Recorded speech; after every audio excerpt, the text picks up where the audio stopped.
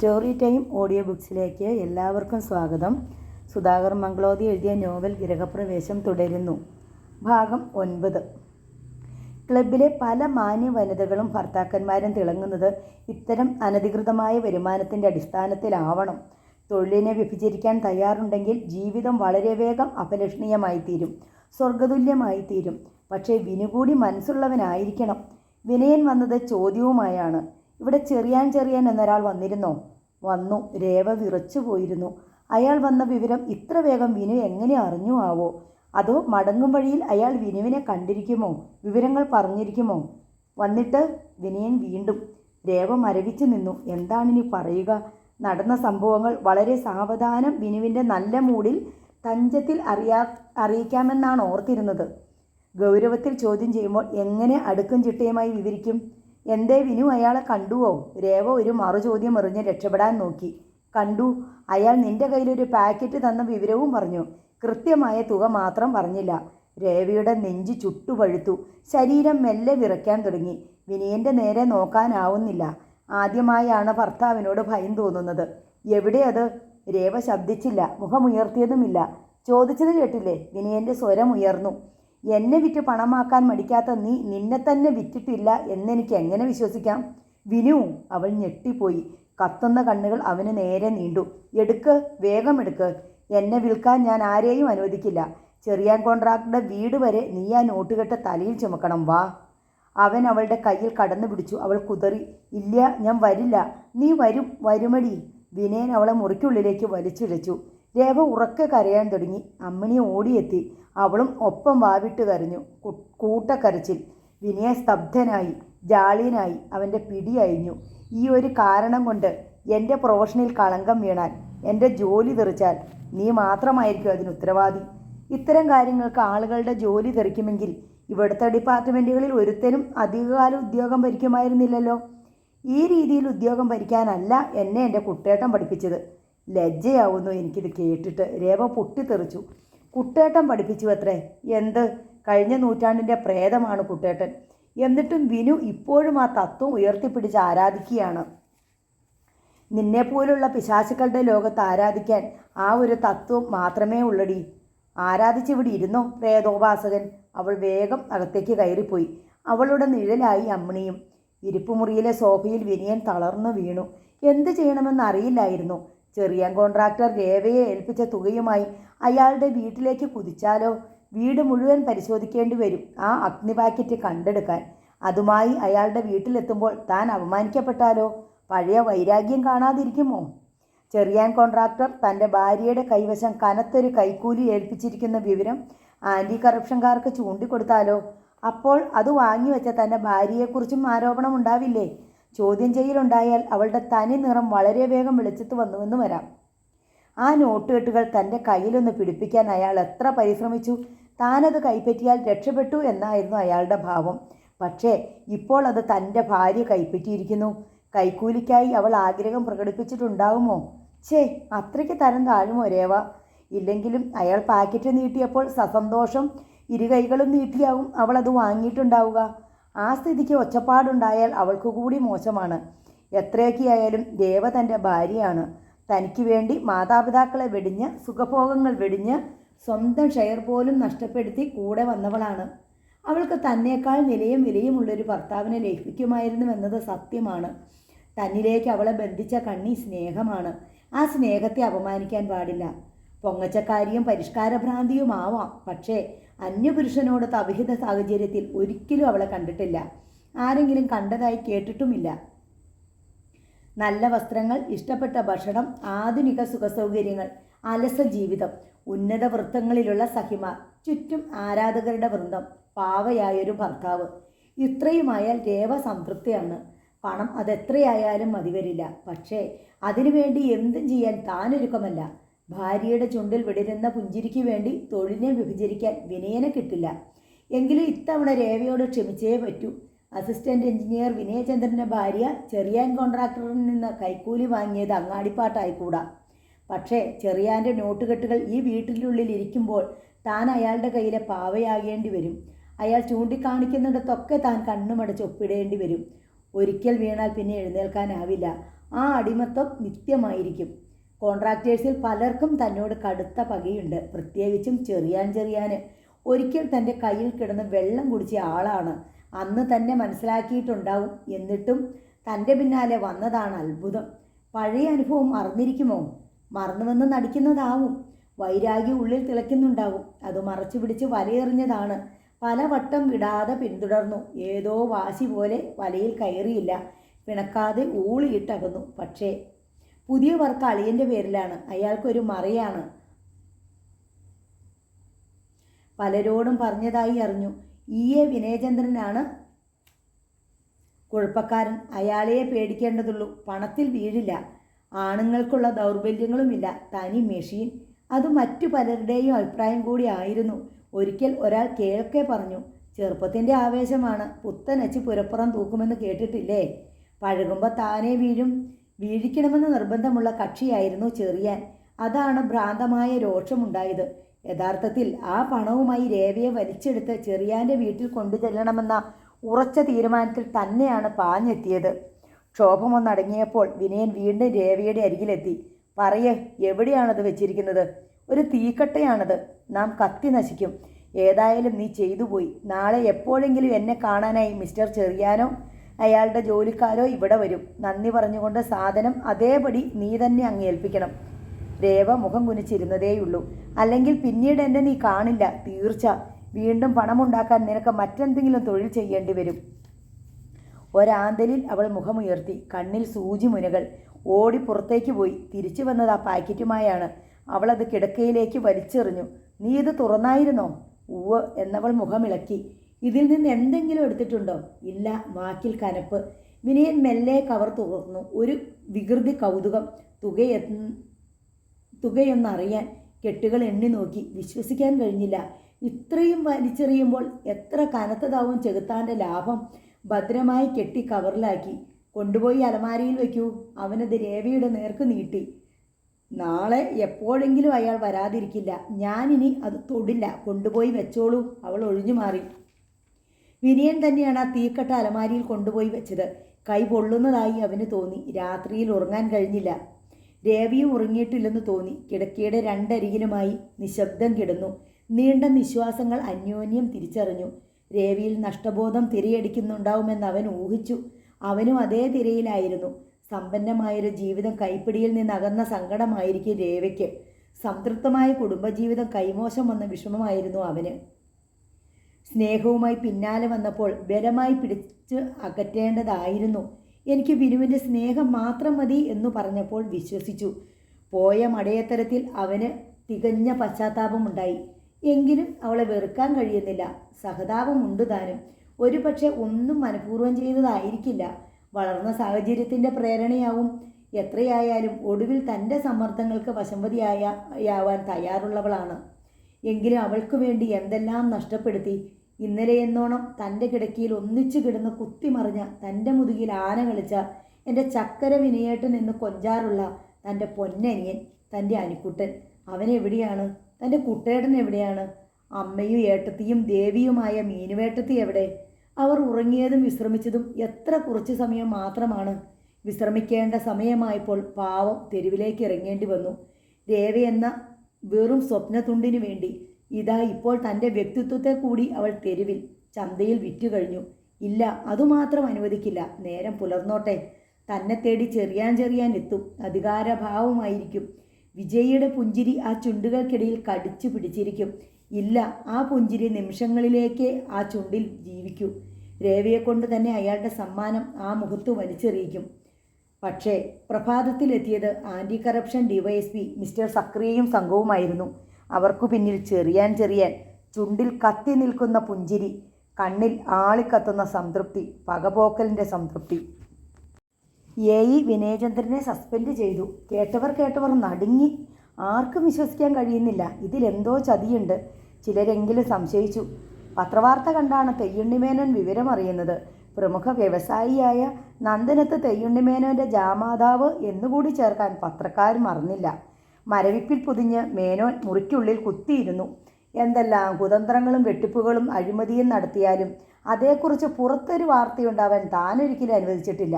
ഒരു ഫ്യൂഡൽ പ്രഭുവിൻ്റെ മനസ്ഥിതി സൂക്ഷിക്കുമ്പോഴും പുറമെ തൊഴിലാളി സ്നേഹിയും പാവങ്ങളുടെ ബന്ധുവുമായേ നടിച്ചിട്ടുള്ളൂ. വിപ്ലവത്തിനും ചൂപ്പ് രാഷ്ട്രീയത്തിനും സദാ ആഹ്വാനമേകി. ക്ഷണിക്കുന്ന ഏത് സദസ്സിലും സംബന്ധിച്ചു. കൈയയച്ച് സംഭാവന ചെയ്തു. നേതാക്കൾക്ക് അത്രയും മതിയായിരുന്നല്ലോ. ചാരായം ബോട്ടിലിംഗ് യൂണിറ്റുകൾ സ്ഥാപിച്ചപ്പോഴും മദ്യനിരോധനത്തിനെതിരായി പ്രസംഗിച്ചിട്ടുള്ളൂ. ഈ ചെക്കനാണെങ്കിൽ ആദർശഭ്രാന്തനായിരുന്നു. എന്നിട്ടൊടുവിൽ നഷ്ടപ്പെട്ടത് തൻ്റെ അഭിമാനവും മോളുടെ ജീവിതവുമാണ്. എന്നിട്ടും തിരികെ ചെല്ലാൻ മേനോൻ തയ്യാറായില്ല. ഒന്ന് വിളിച്ചു ചോദിക്കുക പോലും ഉണ്ടായില്ല. എന്തിന്? തന്നെ ധിക്കരിച്ചിറങ്ങിപ്പോയവനാണ്. ഒരിക്കലല്ല പലവട്ടം. അനുഭവിക്കട്ടെ. ഇല്ലെങ്കിൽ വന്ന് തൻ്റെ കാല് പിടിക്കട്ടെ. അപ്പോഴാലോചിക്കാം എന്തു വേണമെന്ന്. അപകടം പിണയുമ്പോൾ ഓടിച്ചെല്ലാൻ മാത്രമായി ഒരച്ഛനെന്തിന്? രേവ വീട്ടിനുള്ളിൽ അടച്ചിരുന്നു. അന്വേഷിക്കാനെത്തിയ സുഹൃത്തുക്കൾക്ക് മുഖം കൊടുത്തില്ല. ഇവിടില്ല എന്ന് അമ്മിണിയെക്കൊണ്ട് പറയിച്ചൊഴിഞ്ഞു. അപമാനത്താൽ അവൾക്ക് പൊള്ളുന്നുണ്ടായിരുന്നു. എങ്കിലും സ്വയം സൃഷ്ടിച്ച വിനയായിരുന്നതിനാൽ അവൾക്ക് ആരെയും കുറ്റപ്പെടുത്താനായില്ല. ഒന്ന് കരയാൻ പോലും ശക്തി കിട്ടിയില്ല. വിനുവിൻ്റെ കത്തുന്ന കണ്ണുകളെ നേരിടാനായിരുന്നു ഏറ്റവും പ്രയാസം. വിശദമായ കേസന്വേഷണം ഉണ്ടായി. വിനയൻ തികച്ചും നിസ്സംഗനായിരുന്നു. മിക്കവാറും ജോലി തെറിച്ചു പോവാൻ സാധ്യതയുണ്ട്. പോകട്ടെ. അനിയനെയും കുട്ടേടനെയും മീനുവേട്ടത്തെയും നഷ്ടപ്പെട്ടില്ലേ? എല്ലാം നഷ്ടപ്പെടട്ടെ. രേവ ഒരാൾ കാരണം. ഏതാഗ്രഹവും അറിയുന്ന മാത്രയിൽ സാധിച്ചു തന്നിരുന്ന കുട്ടേട്ടൻ രേവയുടെ കാര്യം എത്തിയപ്പോൾ മാത്രം വിയോജിപ്പ് പ്രകടിപ്പിച്ചതാണ്. കൊക്കിൽ കൊള്ളാത്തത് കൊത്തണ്ട എന്ന് വ്യക്തമായി സൂചിപ്പിച്ചതാണ്. കുട്ടേട്ടൻ എത്ര ദീർഘദർശനമുള്ള ആളായിരുന്നു.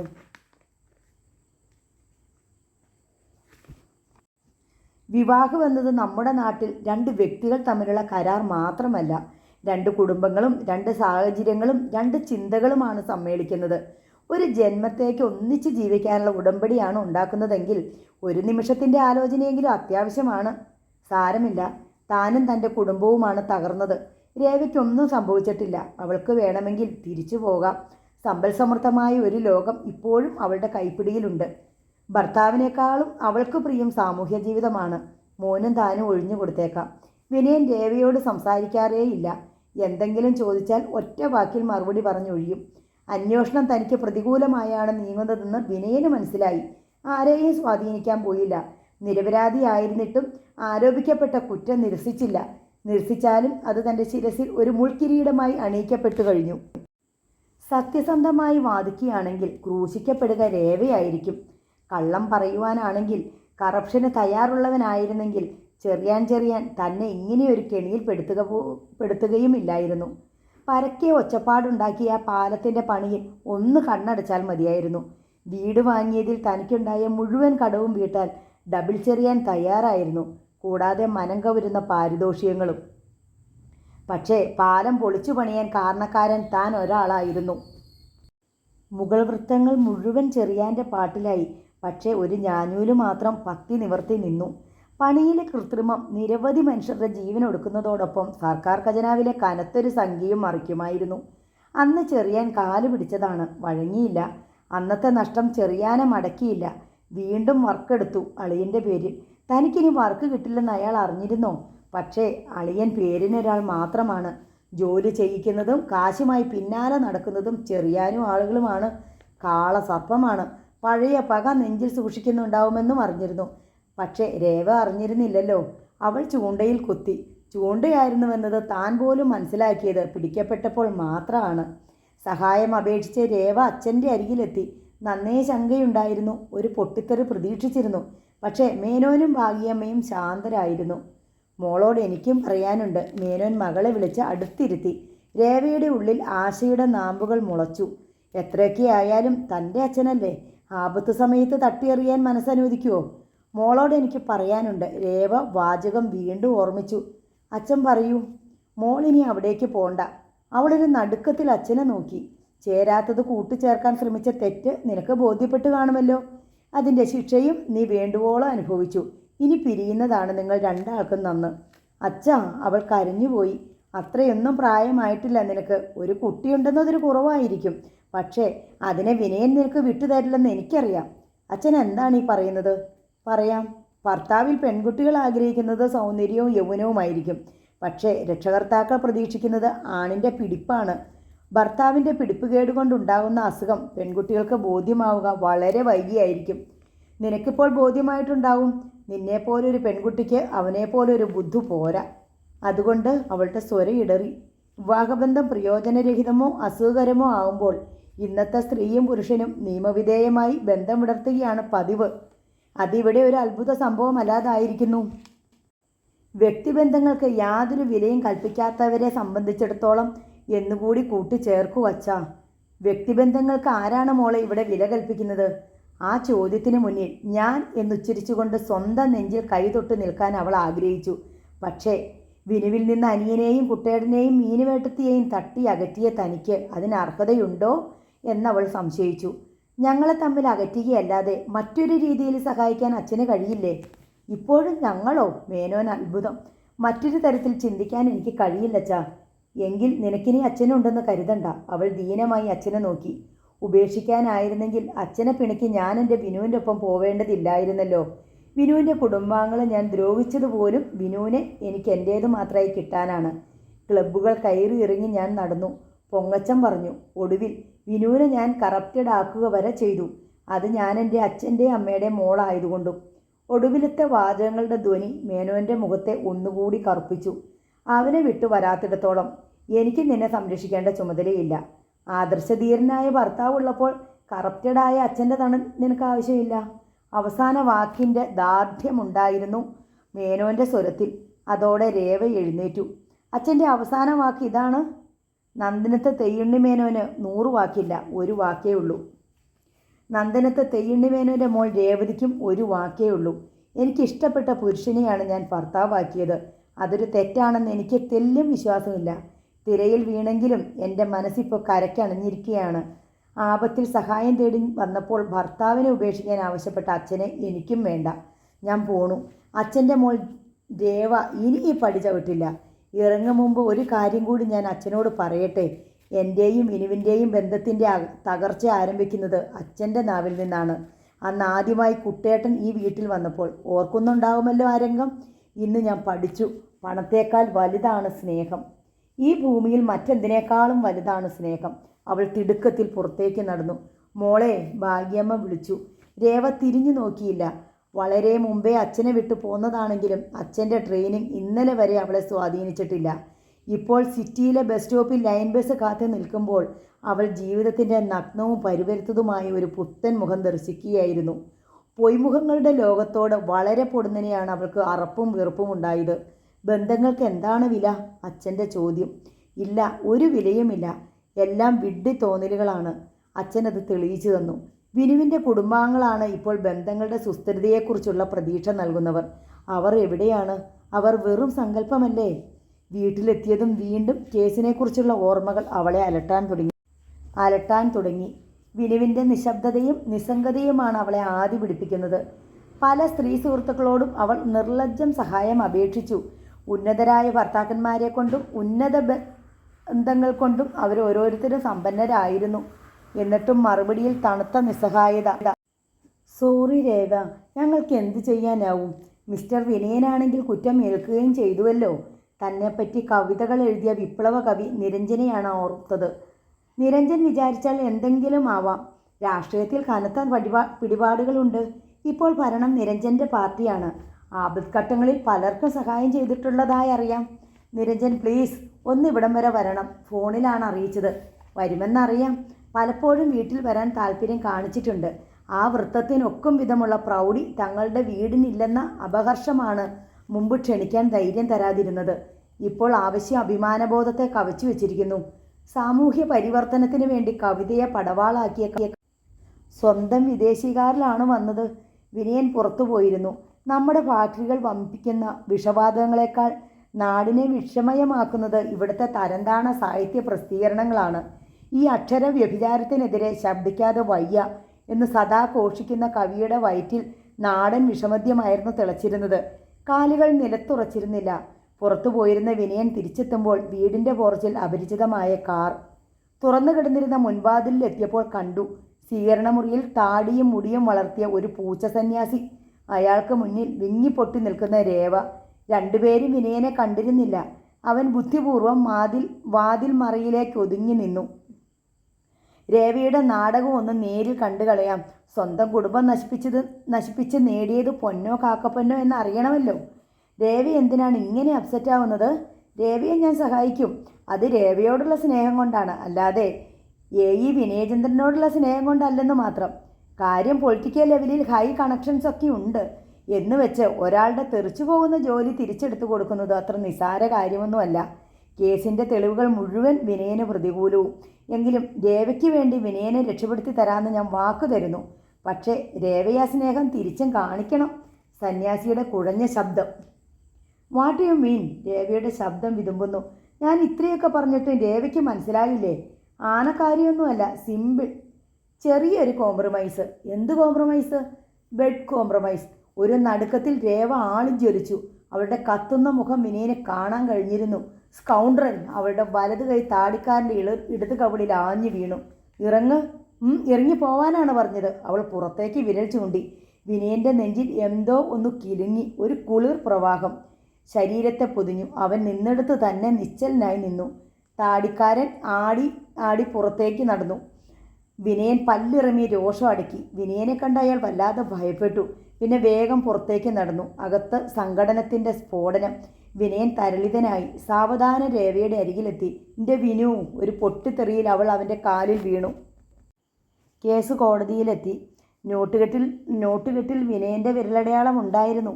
കണ്ടെടുത്തത് വീട്ടിലെ അലമാരയിൽ നിന്നും. കോടതിയിലും വിനയൻ കുറ്റം നിഷേധിച്ചില്ല. അഡ്വക്കേറ്റിൻ്റെ ഉപദേശപ്രകാരം തയ്യാർ ചെയ്ത മൊഴിയാണ് രേവ നൽകിയത്. പക്ഷേ വിനയൻ്റെയും രേവയുടെയും മൊഴികൾ വിപരീതങ്ങളായിരുന്നു. വിധി വന്നു. വിനയന് ജോലി നഷ്ടപ്പെട്ടു. ഞാൻ നന്ദനത്തെ വീട്ടിലേക്ക് പൊയ്ക്കോട്ടെ കുഞ്ഞേ? അമ്മിണി ചോദിച്ചു. ആ ചോദ്യത്തിലെ ഗൂഢാർത്ഥം രേവയ്ക്ക് മനസ്സിലായിരുന്നു. വിനുവിന് ജോലി നഷ്ടമായിട്ട് 6 മാസങ്ങൾ കഴിഞ്ഞു. ആഭരണങ്ങൾ പലതും പണയമായി. കുറേ വിറ്റു. വീടിൻ്റെയും കോമ്പൗണ്ടിൻ്റെയും കട അവശേഷിക്കുന്നു. 2 ദിവസം മുമ്പ് ജപ്തി നോട്ടീസ് എത്തി. സഹായത്തിൻ്റെയോ ആശ്വാസത്തിൻ്റെയോ തീരം ഒരിടത്തും കാണാനില്ല. വീട് വിൽക്കാനുള്ള ശ്രമമാണ്. പണത്തിൻ്റെ അത്യാവശ്യവും തങ്ങളുടെ അവസ്ഥയും മനസ്സിലാക്കിയതോടെ ഇടപാടുകാർ വില താഴ്ത്താൻ തുടങ്ങി. വീട് വിറ്റ് കടം വീട്ടി ബാക്കി കൊണ്ട് എവിടെയെങ്കിലും ഒരു കൊച്ചു വീട് വാങ്ങാം. രേവ തന്നെയാണ് അഭിപ്രായപ്പെട്ടത്. ഈ നഗരത്തിൽ ഒരു കൊച്ചു വീടിന് പോലും വില എന്താവുമെന്നാണ് നിൻ്റെ വിചാരം? നഗരത്തിൽ തന്നെ വേണമെന്നെന്താ നിർബന്ധം? ഗ്രാമത്തിൽ എവിടെയെങ്കിലും നോക്കാം. ഈ കുട്ടിയെ കൊണ്ട് പെരുവഴിയിൽ ഇറങ്ങാൻ പറ്റുമോ? ഒരു തൊഴിൽ പോലും ഇല്ലാത്ത പരിതസ്ഥിതിയിൽ എത്ര നാളാണ് വാടക കൊടുത്ത് കഴിയുക? ഗ്രാമത്തിലെ കാറ്റ് നിനക്ക് പിടിക്കുമോ? വിനയൻ്റെ സ്വരത്തിലെ പരിഹാസം അവൾക്ക് വ്യക്തമായി. കൊച്ചു വീട്ടിൽ താമസിച്ചാൽ നിനക്ക് ശ്വാസം മുട്ടില്ലേ? അവളുടെ മിഴി നിറഞ്ഞു. ഒരു കുടിലാണെങ്കിലും വിനു ഒപ്പമുണ്ടായാൽ എനിക്കത് സന്തോഷമാണ്. വിനയൻ ഒരത്ഭുതത്തെ എന്നവണ്ണം അവളെ നോക്കി. അനുഭവങ്ങൾ രേവയെ ശരിക്കും പദം വരുത്തിയിരിക്കുന്നുവെന്ന് അവന് മനസ്സിലായി. എന്തൊക്കെ നഷ്ടപ്പെടുത്തിയിട്ടായാലും അതൊരു വലിയ കാര്യം തന്നെ. ഇനിയെങ്കിലും ജീവിതം സമാധാനപൂർണ്ണമായിരിക്കുമല്ലോ. അത്യാവശ്യ വസ്തുക്കൾ ഒഴിച്ചുള്ള വീട്ടുസാധനങ്ങൾ വരെ കച്ചവടമായി. ഏറ്റവും ഒടുവിലാണ് വീട് വിൽപ്പനയാവുന്നത്. വാങ്ങിയതിൻ്റെ 2 വിലയ്ക്ക്. രേവയോ വിനയനോ തളർന്നില്ല. ജീവിതത്തിൽ ഒരിടത്ത് മാത്രമേ പിഴവ് സംഭവിച്ചതായി അവന് തോന്നിയുള്ളൂ, രേവയെ തിരഞ്ഞെടുത്തതിൽ. എങ്കിലും അവളുടെ സ്നേഹവും ഭാവശുദ്ധിയും അതുല്യമാണെന്ന് അവന് ബോധ്യമായി. ഇപ്പോഴിതാ ജീവിതത്തെ അഭിമുഖീകരിക്കാനും അവൾ സന്നദ്ധയായിരിക്കുന്നു. അവൻ്റെ മനസ്സിൽ പ്രതീക്ഷകളുടെ കനലുകൾ തിളങ്ങി. കുട്ടേട്ടനെയും മീനുവേട്ടത്തെയും അനിയനെയും കണ്ടെത്തിയാൽ തൻ്റെ ജീവിതം പൂർണ്ണമാവും എന്നവൻ കരുതി. ജോലി പോയതും വീട് നഷ്ടപ്പെട്ടതും ഒരു നഷ്ടമായി അവന് തോന്നിയില്ല. വീട് കച്ചവടമായ രാത്രിയിൽ രേവ വിനയൻ്റെ മാറോട് ഒട്ടിക്കിടന്ന് തേങ്ങി. കുട്ടേട്ടൻ്റെയും ഏട്ടത്തിയമ്മയുടെയും ശാപമാണ്. എന്തെങ്കിലും അവരെ കണ്ടെത്തി ആ കാലുകളിൽ വീണ് മാപ്പ് പറഞ്ഞാലേ മുക്തി ഉണ്ടാവുമെന്ന് എനിക്കറിയാം. കുട്ടേട്ടനെന്ന് ഏട്ടത്തിയമ്മയെന്ന് അവൾ ആദ്യം ഉച്ചരിക്കുകയായിരുന്നു. അവന് നന്നേ സന്തോഷം തോന്നി. തങ്ങളുടെ ജീവിതം ഇവിടെ തുടങ്ങുകയാണെന്ന് അവൻ മനസ്സിലാക്കി. അന്ന് തറവാട് വിറ്റപ്പോൾ അവരെത്ര വേദനിച്ചിട്ടുണ്ട്. അതേ സങ്കടമാണ് ഇന്ന് എനിക്ക്. തറവാട് വിൽപ്പിച്ച് ഈ വീട് വാങ്ങിയിട്ടും എത്ര കുറച്ച് നാളേക്ക് എനിക്കിവിടെ താമസിക്കാൻ കഴിഞ്ഞുള്ളൂ.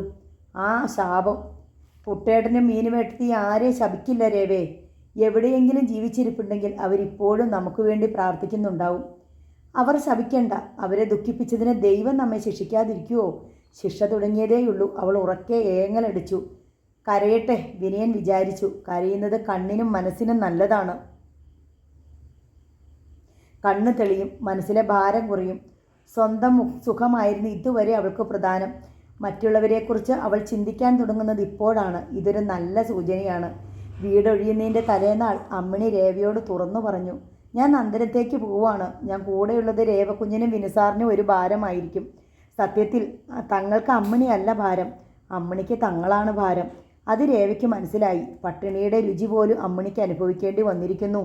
പുതിയ സാരിയും ബ്ലൗസും അവൾക്ക് ലഭിക്കുന്നില്ല. 2 മാസമായി ശമ്പളവുമില്ല. മോനെ മേയ്ക്കണം, അടുക്കള ജോലികൾ ചെയ്യണം. ഈയിടെ രേവ അവൾക്ക് സഹായിച്ചു കൊടുക്കാൻ ശ്രമിച്ചിരുന്നു. എന്നിട്ടും അമ്മിണിയുടെ മുഖം മൂടിക്കെട്ടി തന്നെ ഇരുന്നു. സത്യത്തിൽ വഴക്കുണ്ടാക്കിയ ചേട്ടത്തിയമ്മയും ചേട്ടനെയും പിണക്കി അയക്കേണ്ട വല്ല കാര്യവും ഉണ്ടായിരുന്നോ? അവരുണ്ടായിരുന്നെങ്കിൽ ഒരു കയ്യാട്ടത്തിനെങ്കിലും ആളുണ്ടാവുമായിരുന്നു. രേവയെ കുറ്റപ്പെടുത്തും വിധം ഒരു ദിവസം അമ്മിണി പറഞ്ഞു. രേവ മറുപടി പറഞ്ഞില്ല. രേവക്കുഞ്ഞിൻ്റെ അടുത്ത് നിൽക്കണതാ എനിക്കിഷ്ടമെന്ന് നാവെടുത്താൽ പറയുന്നവളാണ്. അന്ന് ഏതിനും തൻ്റെ ചിങ്കിടിയായിരുന്നു. കയ്യിൽ കിട്ടുന്നതെന്തും അവൾക്ക് വാരിക്കൊടുക്കും. ഒന്നുടുത്തു മുഷിഞ്ഞാൽ മതി. എത്ര വിലമുന്തിയ സാരി ആയാലും അമ്മിണിക്ക് എറിഞ്ഞു കൊടുക്കും. എനിക്കെന്തിനാ ഇത്രമാത്രം സാരി എന്ന് പറഞ്ഞ് അവൾ അതെല്ലാം അയൽക്കാരികൾക്ക് വിറ്റ് കാശാക്കും. അവളുടെ വീട്ടിൽ അംഗസംഖ്യ അധികമാണ്. എത്ര കിട്ടിയാലും അവൾക്ക് മതിയാവില്ല. ഇന്ന് കിട്ടാനൊന്നും ഇല്ലാതായപ്പോൾ വീട് വിട്ടു പോകാനായി അവൾക്ക് തിടുക്കം. മനുഷ്യർ എത്ര സ്വാർത്ഥരാണ്! എന്തിന് അമ്മിണിയെ മാത്രം പറയണം? കണ്ടുമുട്ടിയ മുഖങ്ങളെല്ലാം അങ്ങനെയായിരുന്നു. താനും തൻ്റെ സ്വാർത്ഥതയല്ലേ ഒരു കുടുംബം തകർത്തത്. അതിന് സ്വന്തം ജീവൻ കൊണ്ടുപോലും പ്രായശ്ചിത്തം ചെയ്യാൻ തയ്യാറുള്ളവളായിരുന്നു രേവ. രേവക്കുഞ്ഞ് ഇവിടുന്ന് മനസ്സോടെ എന്നെ അയക്കണതാണെന്ന് വീട്ടിലേക്കൊന്ന് വിളിച്ചു പറയണം. അല്ലെങ്കിൽ ഒരു എഴുത്ത് തന്നാലും മതി. ഞാൻ നന്ദിനത്തേക്ക് പോയിക്കൊള്ളാം, അമ്മിണി വീണ്ടും ഓർപ്പിച്ചു. എഴുത്തിൻ്റെയും വിളിച്ചു പറയലിൻ്റെയും ഒന്നും ആവശ്യമില്ല. നീ എന്നെ ഉപേക്ഷിച്ച് ചെന്നതാണെന്ന് അറിഞ്ഞാലും എൻ്റെ വീട്ടുകാർക്ക് നിന്നോട് പിണക്കമൊന്നും ഉണ്ടാവില്ല. നീ പൊയ്ക്കോ. രേവ അവളെ സ്വതന്ത്രയാക്കി. നഗരാതിർത്തിയിൽ അവരൊരു വീട് വാടകയ്ക്കെടുത്തു. കുറച്ചുകൂടി വില കുറഞ്ഞൊരു വീടിനായി വിനയൻ തിരഞ്ഞുകൊണ്ടേയിരുന്നു. ഒരു ജോലിക്കും. സർക്കാർ തലത്തിൽ ഇനി ആശ്രയിക്കണ്ട. കൺസ്ട്രക്ഷൻ നോക്കി കമ്പനികൾ തോറും അവൻ തിരക്കി. സമർത്ഥനായ അവനെ എല്ലാവർക്കും ഇഷ്ടമായി. എന്നാൽ സർവീസിൽ നിന്ന് ഡിസ്മസ് ചെയ്യപ്പെട്ടവനെന്ന ദുഷ്പേര് പലരെയും ചളിപ്പിച്ചു. ശമ്പളക്കാര്യത്തിലായിരുന്നു ചിലരുടെ തർക്കം. ആത്മാഭിമാനത്തിനും ആദർശത്തിനും ഭംഗം വരുന്ന ഒരിടത്തും കടക്കാൻ വിനയനും ഇഷ്ടപ്പെട്ടില്ല. മാസങ്ങളുടെ അലച്ചിലിൽ പേടിപ്പെടുത്തുന്ന അനിശ്ചിതാവസ്ഥ. കയ്യിലെ പണത്തിൻ്റെ കനം കുറഞ്ഞുകൊണ്ടിരുന്നു. ദാരിദ്ര്യം എന്തെന്ന് രേവ ശരിക്കും മനസ്സിലാക്കി. ഒരു ദിവസം ടൗണിൽ വെച്ച് തികച്ചും ആകസ്മികമായാണ് വിനയൻ പഴയൊരു സഹപാഠിയായ നകുലനെ കണ്ടത്. സ്കൂൾ വിദ്യാഭ്യാസം പൂർത്തിയാകും മുമ്പ് കോൺട്രാക്ടറായ അച്ഛൻ്റെ സഹായത്തിന് ഇറങ്ങിയവനാണ്. ക്രമേണ സ്വന്തം ഒരു കമ്പനി രൂപീകരിച്ചു. കേരളത്തിനകത്തും പുറത്തും നിരവധി ശാഖകൾ. ഇപ്പോൾ സോൾ പ്രൊപ്പറേറ്റർ നകുലനാണ്. 10 ജയിക്കാത്ത പാർട്ടി തന്നോടൊപ്പം പോകുന്നൊരു കുടുംബത്തിൽ നിന്ന് ഒരു പോസ്റ്റ് ഗ്രാജുവേറ്റിനെയാണ് വിവാഹം ചെയ്തിരിക്കുന്നത്. പിടിച്ച പിടിയാലെ നകുലൻ വിനയനെ താമസ സ്ഥലത്ത് കൊണ്ടുപോയി. ഇതെൻ്റെ പഴയ സഹപാഠിയും അടുത്ത നാട്ടുകാരനും. പേര് വിനയചന്ദ്രൻ. എഞ്ചിനീയറാണ്. ഇവൻ്റെ കണക്ക് നോക്കി കോപ്പി അടിച്ചാണ് കണക്കുമാഷായ പണിക്കരി സാറിൻ്റെ ചൂരലിൻ്റെ മൂർച്ചയിൽ നിന്ന് ഞാൻ ഒഴിഞ്ഞു നിന്നിരുന്നത്. വിനയനെ നകുലൻ ഭാര്യയ്ക്ക് പരിചയപ്പെടുത്തി. പിന്നെ വിനയന് ഭാര്യയെയും. ഇത് എൻ്റെ നല്ല പകുതി ശാരദ. പേരിനൊന്നും പുതുമയില്ല, സ്വഭാവത്തിലുമില്ല പുതുമ. ഭാര്യയ്ക്ക് വിദ്യാഭ്യാസം കൂടിയാൽ പേടിക്കുന്ന ചെറുപ്പക്കാരുണ്ട്. എനിക്കുമുണ്ടായിരുന്നു ലേശം ഭയം. വിദ്യാഭ്യാസം ഇല്ലെങ്കിലും അഹന്ത കൊണ്ട് കുടുംബം കുളം തോണ്ടുന്ന പെണ്ണുങ്ങളില്ലേ? IAS എടുത്താലും അന്തസ്സായി കുടുംബം നോക്കാൻ കഴിയുന്നവരും ഉണ്ട്. അതുപോലെ പണക്കാരി പെണ്ണുങ്ങളെല്ലാം തണ്ടുകാരികളും മടിച്ചുകളുമാണെന്നൊരു വിശ്വാസം പലർക്കും ഉണ്ട്. കാൽ കാശിന് വിലയില്ലെങ്കിലും പത്രാസ് അടിക്കുന്ന മൂശേട്ടകളും ഇല്ലേ? ഇതൊക്കെ ഞാൻ ചിന്തിച്ചു. പണമോ വിദ്യാഭ്യാസമോ എൻ്റെ ശാരദയെ തകരാറിലാക്കിയിട്ടില്ല. രണ്ടും അവളെ നന്നാക്കിയേ ചെയ്തിട്ടുള്ളൂ. പ്രശംസ അർഹിക്കുന്നവൾ തന്നെയാണ് ശാരദയെന്ന് 1 മണിക്കൂർ നേരത്തെ സമ്പർക്കത്തിൽ നിന്നും വിനയന് തീർച്ചയായി. ഒടുവിൽ പോരാൻ നേരമാണ് തൻ്റെ തൽക്കാലാവസ്ഥയെപ്പറ്റി വിനയൻ നകുലനോട് പറഞ്ഞത്. നകുലൻ അത് വിശ്വസിക്കാൻ പ്രയാസമായി. പണ്ട് സ്കൂളിനടുത്തുള്ള തിരുമേനിയുടെ പറമ്പിലെ മാവിലെറിഞ്ഞതിന് തങ്ങളുടെ ക്ലാസ്സിലുള്ള മുഴുവൻ കുട്ടികളും ഹെഡ് മാസ്റ്ററുടെ മുന്നിൽ ഹാജരാക്കപ്പെട്ടു. അന്ന് വിനയൻ ഒരു കുട്ടി മാത്രമാണ് സത്യം പറഞ്ഞത്. അതിനൊരു ചൂരൽ തകരും വരെയാണ് വിനയൻ അടികിട്ടിയത്. കൈത്തലം പൊട്ടി ചോര പൊടിഞ്ഞിട്ടും ആ കൈ അവൻ പിൻവലിച്ചില്ല. കുട്ടികൾ ഒന്നടങ്കം അന്ന് അവന് വേണ്ടി കരഞ്ഞതോർക്കുന്നു. ആ വിനയൻ ആൻറ്റി കറപ്ഷന് പിടിക്കപ്പെടുക. ആകട്ടെ, നിനക്ക് എൻ്റെ ഒപ്പം കൂടിക്കൂടെ? മാന്യമായ സാലറി തരാം. ഇനിയും സർക്കാർ കച്ചവടം വേണ്ടെന്ന് വെക്ക്. എന്നെ നിനക്ക് വിശ്വസിക്കാൻ കഴിയുമോ? എനിക്ക് എന്നേക്കാൾ വിശ്വാസമാണ് മോനെ നിന്നെ. ആ വാക്കുകൾ വിനയൻ്റെ കണ്ണുകൾ നിറയിച്ചു. പിറ്റേന്നാൾ തന്നെ വിനയൻ നകുൽ ആൻഡ് കോയിൽ പ്രധാന എഞ്ചിനീയറായി നിയമിക്കപ്പെട്ടു. വിനയൻ ജോലിക്ക് പോയാൽ രേവയും മോനും വീട്ടിൽ തനിച്ചാവും. ഭക്ഷണം ഒരുക്കുന്നതിനും വീട്ടുജോലികൾ ചെയ്യുന്നതിനും ഇടയിൽ മോൻ്റെ കാര്യങ്ങൾ നോക്കണം. ആദ്യമാദ്യം പാചകം അവൾക്ക് ബാലികേറാ മലയായിരുന്നു. വിനയൻ സഹായിച്ചു കൊടുത്തു. രേവയ്ക്ക് അത്ഭുതമായിരുന്നു. വിനു ഇതൊക്കെ എങ്ങനെ പഠിച്ചു? എൻ്റെ മീനുവേട്ടത്തി ചെയ്യണത് കണ്ട്. ആണുങ്ങൾ അടുക്കളയിൽ കടക്കാൻ പാടില്ലെന്ന് ഇടയ്ക്കിടെ കൽപ്പന തരുമെങ്കിലും ഏത് കാട്ടിൽ ചെന്നാലും ജീവിക്കേണ്ടെന്നും പറഞ്ഞ് ചിലപ്പോൾ അല്പസ്വല്പം ചെപ്പടി വിദ്യകൾ കാട്ടിത്തരാറുണ്ട്. ദോശ ചുടാനും പപ്പടം കാച്ചാനും ഒക്കെ ഞാനും അനുവും സഹായിച്ചു കൊടുക്കും. എന്നെ എൻ്റെ അമ്മ ഒന്നും പഠിപ്പിച്ചിട്ടില്ല. അതാണല്ലോ ദോഷം. ഇപ്പം മനസ്സിലായി അമ്മയുടെ ശിക്ഷണത്തിലെ അപകടം. അവൾ സമ്മതിച്ചു. ഒടുവിൽ എല്ലാം രേവയ്ക്ക് തനിയെ ചെയ്യാമെന്നായി. മോനെ കിൻഡർ ഗാർഡനിൽ ചേർത്തതോടെ രേവയ്ക്ക് ഒഴിവു സമയം ഉണ്ടായി തുടങ്ങി. ഒഴിവു സമയത്ത് ക്ലബിൽ പോകണമെന്ന് തോന്നുന്നുണ്ടോ രേവേ? എന്തിന്? ഞാനില്ല. വിനു എനിക്ക് കൂടി ഒരു ജോലി ശരിപ്പെടുത്തി തന്നാൽ. രേവയിലെ മാറ്റം വിനയനെ കോരിത്തരിപ്പിച്ചു. നോവൽ നാളെ തുടരും.